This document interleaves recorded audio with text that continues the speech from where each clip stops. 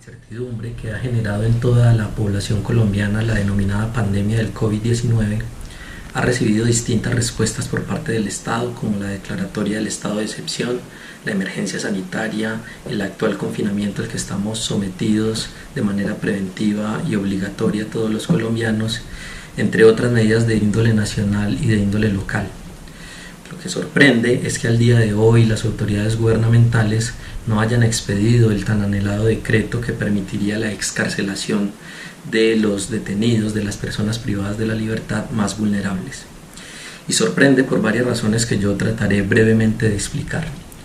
En primer lugar, sorprende porque pareciera que el crónico estado de cosas inconstitucionales que hay en nuestras cárceles, conocido desde hace más de 20 años, se silenciara cada vez más con la desidia gubernamental y con una jurisdicción penal que pareciera también ser indolente con esta crisis. Si en una época previa a esta pandemia ya hablábamos de una crítica situación de salubridad en las cárceles y penitenciarías del país por el hacinamiento, por las dificultades en la atención en salud a los reclusos, hoy solo una persona que resulte infectada al interior de estos centros de reclusión causaría inevitablemente una crisis que llenaría de muertos a estos penales. Sorprende en segundo lugar porque el declarado estado de emergencia carcelaria hoy pareciera ser tratado simplemente como una cuestión normativa, de artículos, parágrafos e incisos.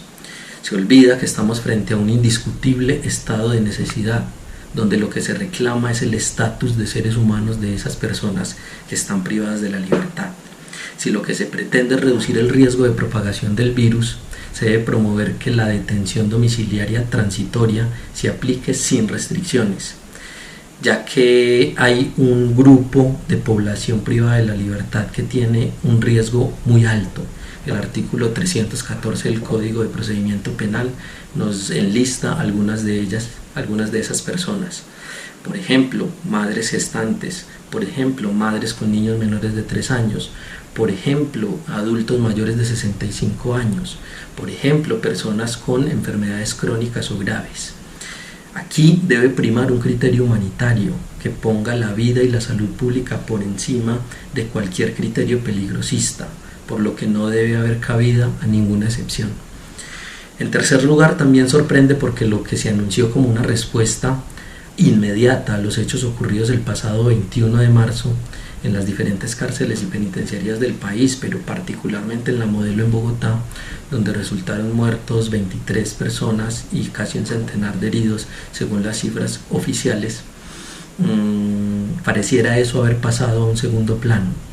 Hoy el dolor, hoy el miedo que sentimos de contagiarnos y de que algún familiar muera, pareciera que no fuera un miedo que sintieran quienes están privados de la libertad, como si los muros de la prisión no permitieran que esa angustia se sintiera también allí. Albert Camus planteaba que no debemos estar del lado de la historia, sino al servicio de quienes la padecen. Walter Benjamin también planteaba, como crítica a la categoría de la memoria, una categoría distinta como lo es la memoria, como crítica a la historia. Y lo planteaba también para darle voz a esas personas que no tienen la posibilidad de escribir la historia. En la historia colombiana quedará como lo sostuvo la ministra de Justicia, que en una acción casi heroica y legítima de las fuerzas del Estado se evitó una fuga masiva de peligrosos delincuentes. La memoria, en cambio, nos servirá para reconstruir a través del discurso de los familiares de esos seres humanos cuál fue el sufrimiento y el dolor que tuvieron. Nos servirá para darle rostro a esos muertos, nos servirá para convertir esa cifra en nombres y llevar a la luz pública también el sufrimiento que se llevó a cabo allí. También la memoria nos servirá para reivindicar que estas personas fueron asesinadas, exigiendo quizás o defendiendo el derecho más primitivo de todo ser humano, el derecho a sobrevivir.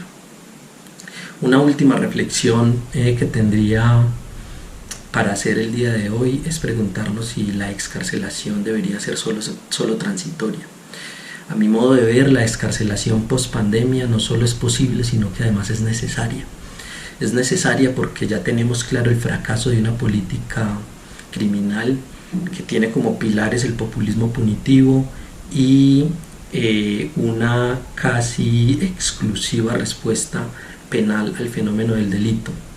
La criminología podrá darnos algunas luces para explorar algunas salidas alternativas que nos permitan cada vez más prescindir de esa institución carcelaria.